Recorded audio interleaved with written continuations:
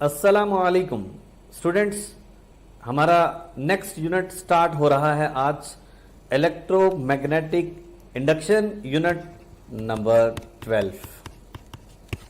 Chapter number है इसमें 15 plus 16 का कुछ पोर्शन होगा। एसी के बारे में हमने थोड़ी सी इंट्रोडक्शन पढ़नी है। तो इलेक्ट्रोमैग्नेटिक इंडक्शन क्या है? इलेक्ट्रोमैग्नेटिक इंडक्शन एक्चुअली एक प्रोसेस है, you know very well.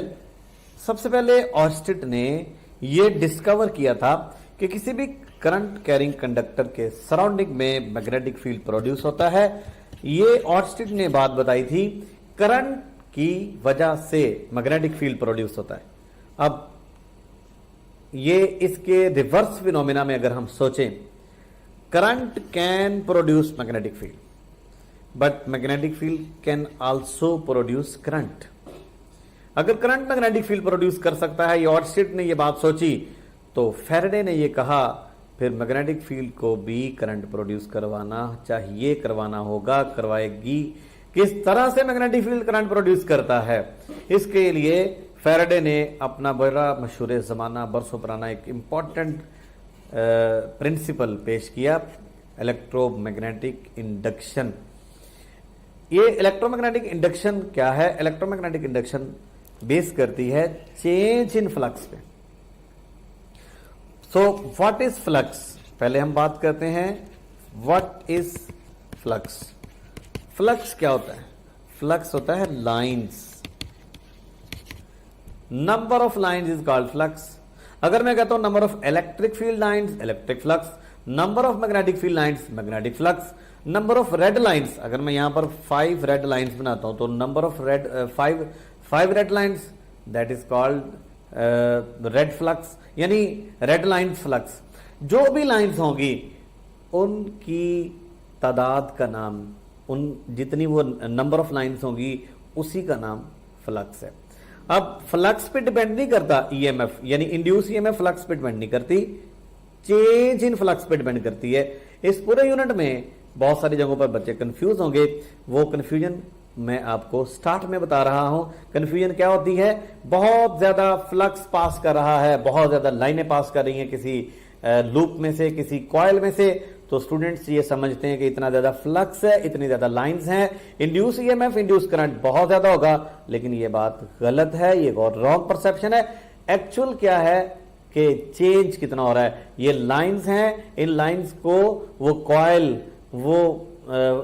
Coil कह लें या सोलेनॉइड कह लें या इंडक्टर कह लें, वो या कोई भी कंडक्टर इन लाइंस को कितना कट कर रहा है, क्रॉस कितना कर रहा है, इनको फ्लक्स कितना चेंज हो रहा है, तो चेंज पे है। जितना ज्यादा चेंज होगी टाइम के साथ इसको कनेक्ट किया तो that is called rate of change of flux.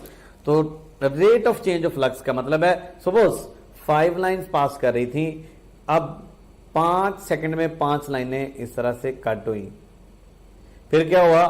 1 second में 5 लाइनें कट होती हैं। इसका मतलब है कि कम टाइम में ज्यादा चेंज आ रही है, ज्यादा फ्लक्स चेंज हो रहा है, तो ईएमएफ किस में ज्यादा इंड्यूस होगी? जो जितना ज्यादा स्पीड से, जितना ज्यादा तेजी से फ्लक्स चेंज करेगी। ओके, तो कोई भी कंडक्टर देखें, इंड्यूस करंट किस में आना है? किसी कंडक्टर में आना है ना, किसी इंसुलेटर में तो नहीं आना। इसलिए कभी कभी ऐसे सवाल आ जाते हैं, जैसे कि एक बार क्वेश्चन आया था नम्स में ही कि एक ग्लास का रॉड पड़ा हुआ है और फ्लक्स इतना चेंज हो गया, तो बताओ इंड्यूस करंट कितना होगा? और उसमें ये फार्मूला भी लिखा हुआ था। बहुत सारे स्टूडेंट्स ने इसका आंसर ये दिया, फार्मूले से दिया, और जो समझदार स्टूडेंट्स हैं जिनके हवास कायम थे उन्होंने फौरन सोचा कि ये एक ग्लास का रॉड है और उसमें कोई फ्री चार्जेस नहीं होते और उसमें कोई भी इंड्यूस करंट नहीं होगा। तो इंड्यूस करंट किसी भी कंडक्टर में, किसी भी मेटल में, किसी भी कॉइल में जो इंड्यूस होगा वो किस कीमत होने में रहता है? चेंज इन फ्लक्स, और नंबर ऑफ टर्न्स पे भी डिपेंड करता है। सपोज हमारे पास है कॉइल एक टर्न वाली, सिंगल टर्न वाली, और एक कॉइल है जिसके हैं 5 टर्न्स, तो जिसके ज्यादा टर्न होंगे उतना फ्लक्स चेंज अगर एक जैसा कर दें तो जिसके ज्यादा टर्न होंगे उसमें ईएमएफ ज्यादा इंड्यूस होगी। The induce EMF leads to an induce current, यानी ईएमएफ लीड करती है इंड्यूस करंट को। पहले ईएमएफ इंड्यूस होती है, फिर इंड्यूस करंट आता है। When the circuit is close the current can be increased by using a stronger magnetic field. अगर आप मैग्नेटिक फील्ड को बढ़ा देंगे तो फ्लक्स चेंज ज्यादा होगा। Moving the loop faster. Moving the loop faster का क्या मतलब है कि अगर आप लूप को फास्टर मूव करवाते हैं तो फ्लक्स चेंज होने की स्पीड यानी रेट इंक्रीज करेगा। इंड्यूस ईएमएफ भी ज्यादा इंड्यूस होगी, इंड्यूस ईएमएफ भी ज्यादा प्रोड्यूस होगी। ठीक है, next methods of inducing EMF. आपकी बुक में पहले 2-3 पेजेस जो हैं वो मेथड्स पे ही हैं। मेथड क्या क्या है? सपोज ये मेरा लेफ्ट हैंड एक कॉइल है और ये है magnet.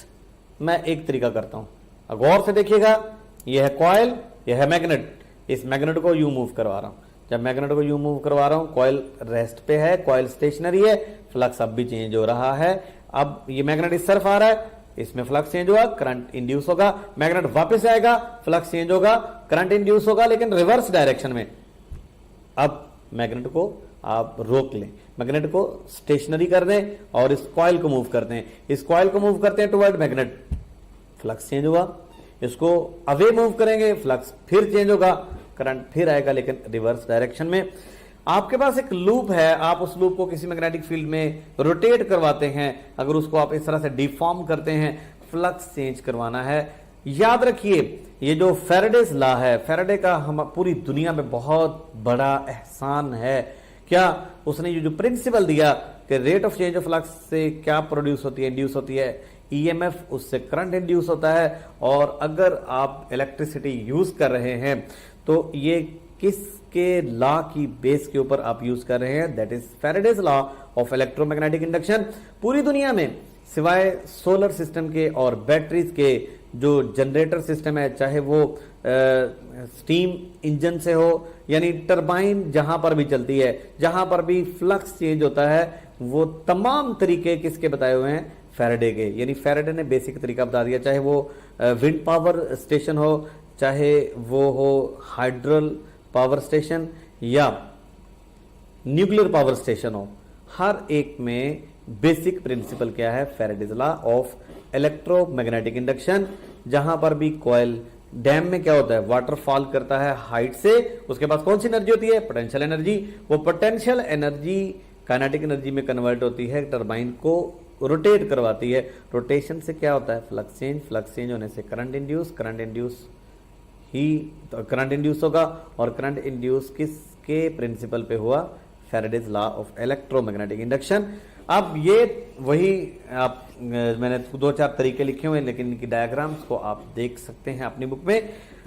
EMF induce in a coil of wire which is rotating in a magnetic field does not depend upon. अब मैंने आपको बताना है डिपेंडेंस किस पे होती है, ईएमएफ की डिपेंडेंस किस पे है। अगर आप ये फार्मूला पढ़ेंगे तो -n delta phi over delta T, ये कहता है ईएमएफ डिपेंड कर रही है एक नंबर ऑफ टर्न्स के ऊपर, number 2 rate of change of flux does not depend on resistance. EMF का रेजिस्टेंस के साथ कोई ताल्लुक नहीं है। इस बात का मतलब क्या है कि ईएमएफ का रेजिस्टेंस के साथ कोई ताल्लुक नहीं है? फॉर एग्जांपल मेरे पास 2 कॉइल हैं या 2 कंडक्टर हैं, एक है एल्यूमिनियम का और दूसरा है कॉपर का। मैं क्या करता हूं, दोनों के same turn, aluminium and copper, दोनों का rate of change of flux same है, दोनों का rate of change of flux same है, लेकिन क्या डिफरेंट है? दोनों के टर्न भी सेम है। क्या ईएमएफ एक जैसा आएगा? यस। हालांकि दोनों में एक चीज डिफरेंट है, नेचर डिफरेंट है, रेजिस्टेंस डिफरेंट है, लेकिन ईएमएफ का इससे कोई ताल्लुक नहीं है। ईएमएफ ने सिर्फ इस चीज पे डिपेंड करना है कि आपने फ्लक्स कितना चेंज करवाया, नंबर ऑफ टर्न्स कितने हैं। लेकिन अगर आप एक काम करते हैं, एल्यूमिनियम के बजाय कॉपर ले लेते हैं, कॉपर के बजाय सिल्वर ले लेते हैं, गोल्ड ले लेते हैं, डिफरेंट मटेरियल्स को यूज करते हैं, लेकिन क्या चीज सेम रखते हैं? Number of turns and change in flux, तो ईएमएफ भी सेम रहेगी। लेकिन क्या बदलेगा भला? करंट, क्योंकि करंट जो है वो रेजिस्टेंस पे डिपेंड करता है। So remember, induced EMF does not depend on resistance of the material, it depends only on number of turns, rate of change of flux. जी, the angular speed of the rotation, yes, इस पर depend करती है। जितनी ज्यादा speed करोगे उतना ज्यादा rate of change of flux होगा। बेटा ऑप्शन है the number of turns of the call, number of turns of the coil, yes. Area of the coil, resistance of the coil,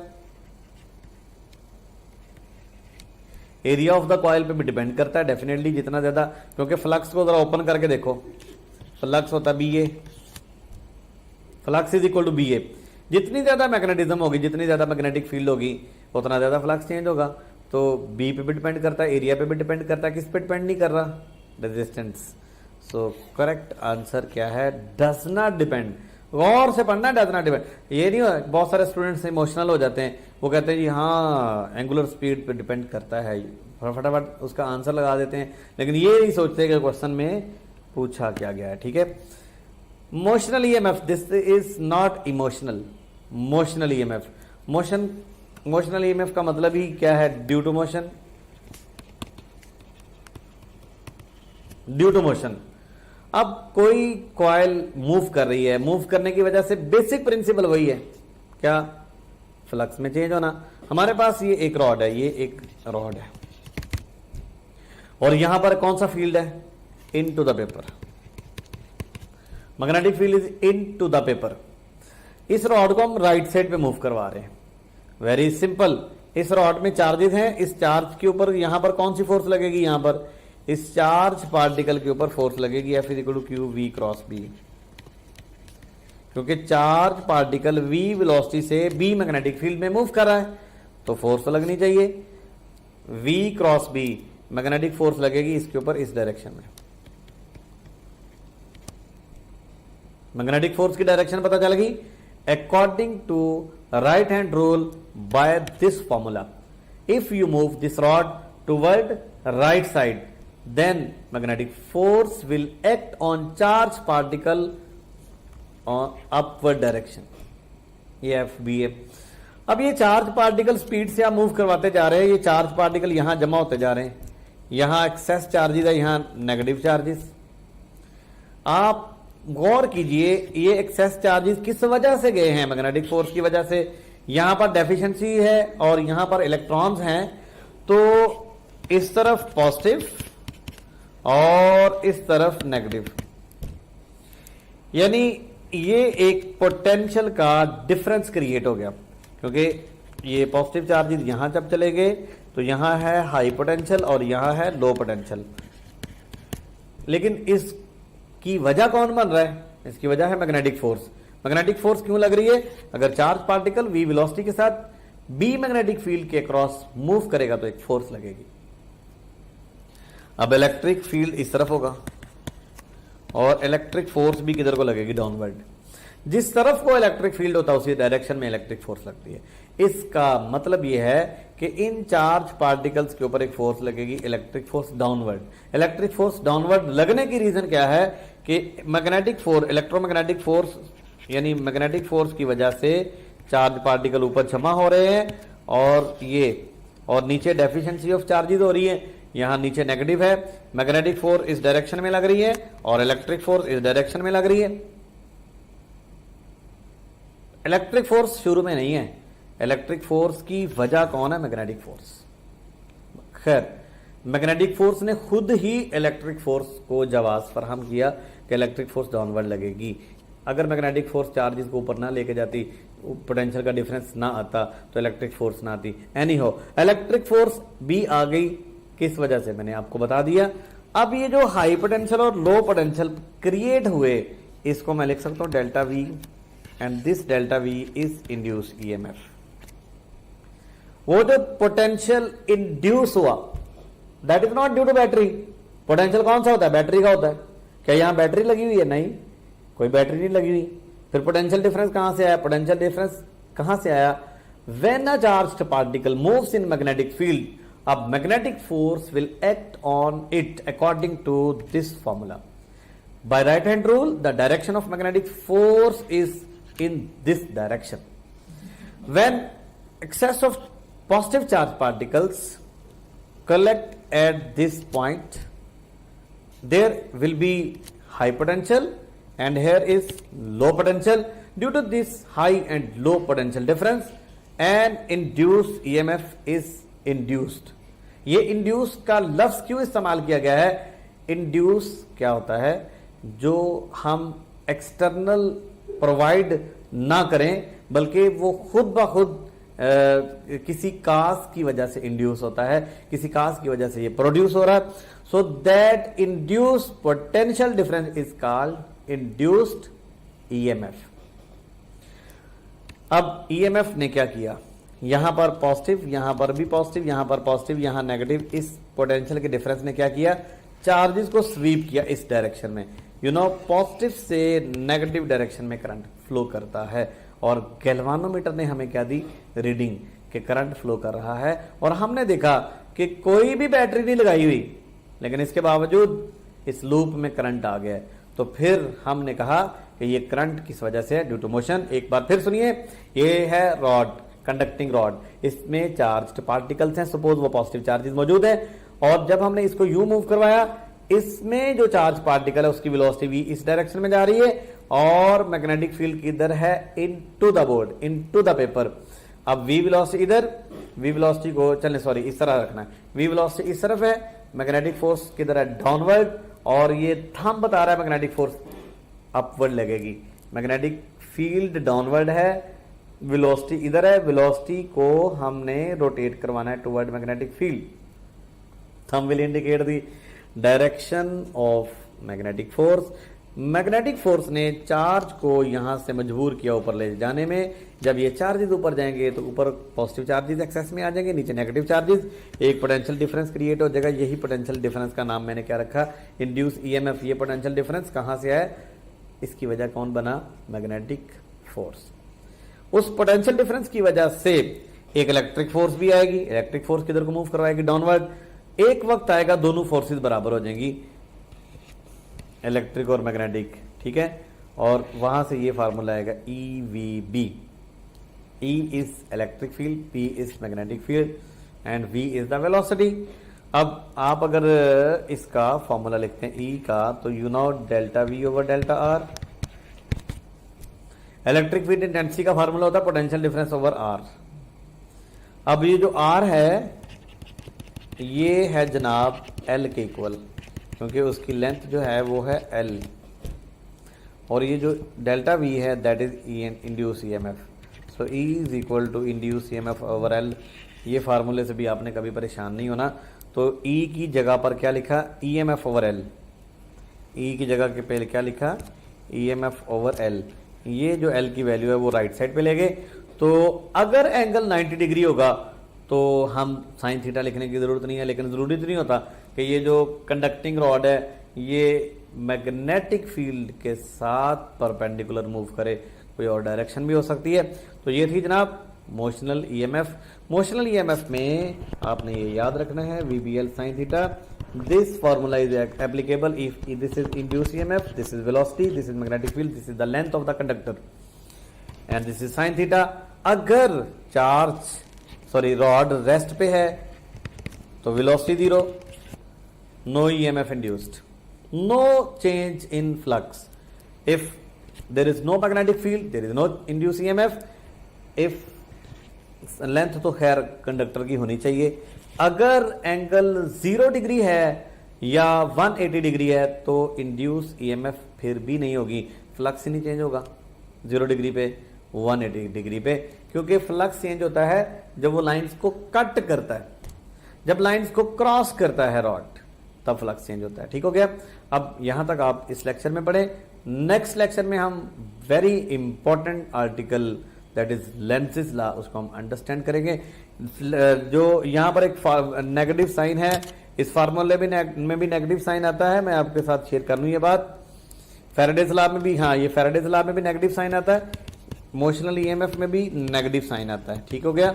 इस नेगेटिव साइन के बारे में ना तो फैराडे बताता है और ना ही मोशनल ईएमएफ का फार्मूला। इस फार्मूले के बारे में हमें कौन बताएगा? लेंज़ेस लॉ। हम लेंज़ेस लॉ को नेक्स्ट लेक्चर में अंडरस्टैंड करते हैं। अल्लाह हाफिज़।